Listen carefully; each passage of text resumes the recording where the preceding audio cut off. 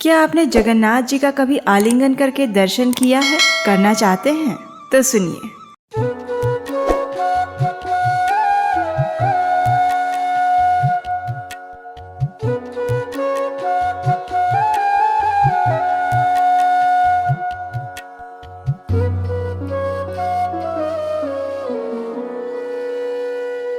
हरे कृष्णा।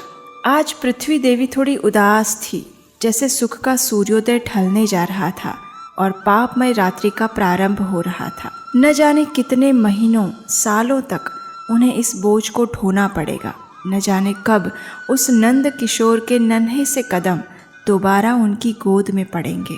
न जाने कब माखन चुराने वाले कान्हा के पीछे भागती हुई यशोदा मैया के प्रसवेद की बूंदों से उनका आंचल गीला होगा। न जाने कब वर्षा के समय वृंदावन की मिट्टी की खुशबू के साथ बंसरी के मधुर सुर का दोबारा संगम होगा।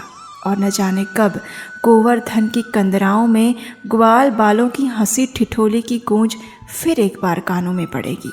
बस अब तो समय हो रहा था पूर्ण पुरुषोत्तम परमेश्वर श्री कृष्ण का इस धरातल से गमन करने का।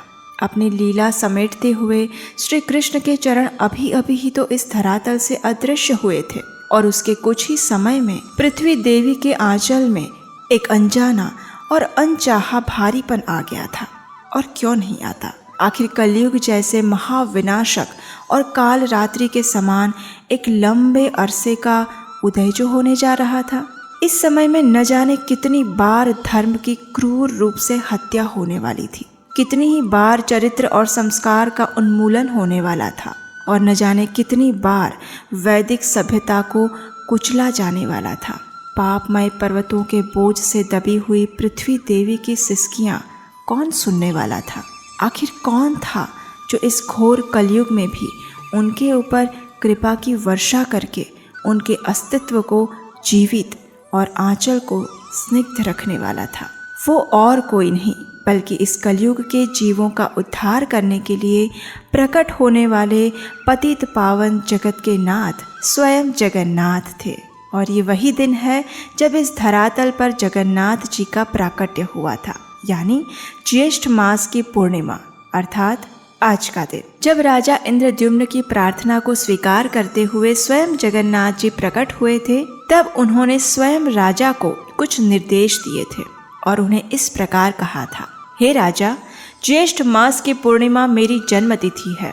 उस दिन तुम विधि विधानों के अनुसार मेरे महास्नान की तैयारी करवाओ। जाओ, सिंधु के किनारे पर जो अक्षय वट है उसकी ठीक उत्तरी दिशा में सभी तीर्थों से पूरी जल युक्त एक कुआं है और वो रेत से ढका हुआ है। अपने सैनिकों से कहो उसकी खोज करे और उसके जल से मेरे स्नान की तैयारी करवाओ। लेकिन उससे पूर्व रक्षक, क्षेत्रपाल तथा दिक्पालों की सहायता से वैदिक विधि अनुसार शंख, कहाल, मूरज इत्यादि वाद्य यंत्रों की ध्वनि के साथ उस कुएं का संस्कार करवाओ और उसके बाद सर्व तीर्थमय जल से मुझे प्रातः काल में स्नान करवाओ और इस परंपरा को आने वाले समय में भी यथावत रखा जाए।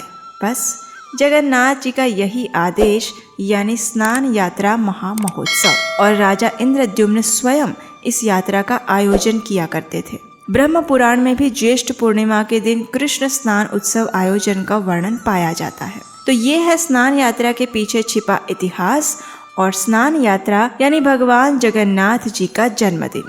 चलिए अब हम आपको बताते हैं कि ये उत्सव कैसे मनाया जाता है और जगन्नाथ जी अपना जन्मदिन कैसे मनाते हैं। आपको जानकर आश्चर्य होगा कि ज्येष्ठ मास की शुक्ल त्रयोदशी से दयितापति भगवान जगन्नाथ जी की सेवा करना प्रारंभ करते हैं। इस समय दौरान मदन मोहन के विग्रह और लक्ष्मी देवी को दक्षिण घर में और माधव के विग्रह तथा सरस्वती देवी को शयन घर में ले जाया जाता है। और जब ज्येष्ठ मास की पूर्णिमा आती है तो उसकी पूर्व रात्रि में जगन्नाथ जी का बड़ श्रृंगार वेश हो जाने के बाद भगवान की एक विशेष सेवा होती है जिसे मंगला अर्पण और डोर लागी कहा जाता है। ज्येष्ठ पूर्णिमा वाले दिन प्रातः काल में उन्हें पहंडी विजय करवाते हुए स्नान मंडप में लेकर आते हैं।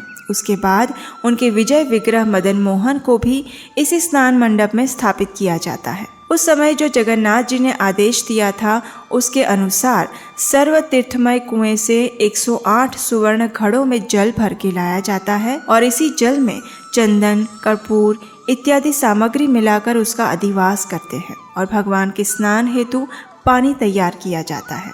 और आप जानते हैं इस दिन भगवान की मंगला आरती भी इसी स्नान मंडप में होती है। मंगला आरती के बाद उन्हें विशेष वस्त्र धारण करवा के बिठाया जाता है महास्नान के लिए। जी हाँ, संपूर्ण जगत के नाथ जो सबके ऊपर अपनी कृपा की वर्षा करते हैं, उनके ऊपर उनके भक्त आज के दिन विशेष जल की वर्षा करते हुए 108 घड़ों से स्नान करवाते हैं। जहाँ बिठाकर उन्हें स्नान करवाया जाता है, ये वेदी इतनी ऊंची होती है कि कोई भी व्यक्ति बड़दांड यानी राजमार्ग पर खड़ा रहकर भी उनका दर्शन कर सकता है। भगवान की इस लीला को देखने के लिए श्रद्धालु भक्त विविध स्थानों से इस दिन विशेष रूप से जगन्नाथपुरी आते हैं।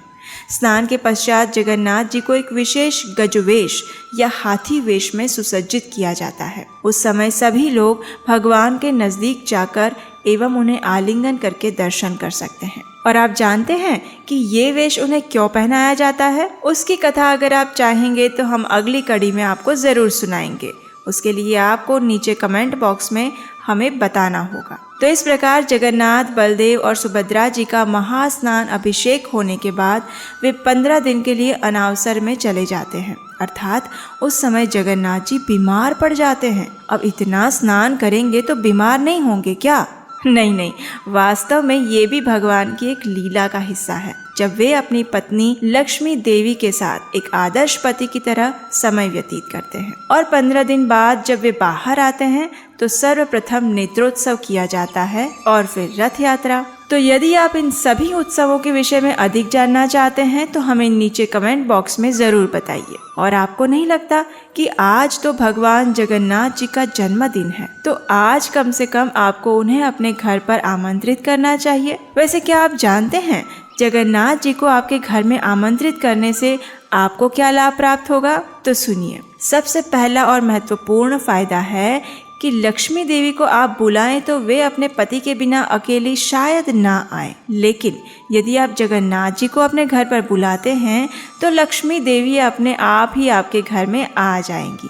कौन नहीं चाहता कि लक्ष्मी देवी का वास उनके घर में सदैव रहे, है ना? दूसरा ये कि जब जगन्नाथ जी सदैव आपकी आंखों के समक्ष रहेंगे तो आप बिना प्रयास किए भी सदैव उन्हें याद रख सकते हैं और फिर वे आपके जीवन का अभिन्न हिस्सा बन जाएंगे, क्योंकि है जगन्नाथ का साथ तो है जीवन में उल्लास।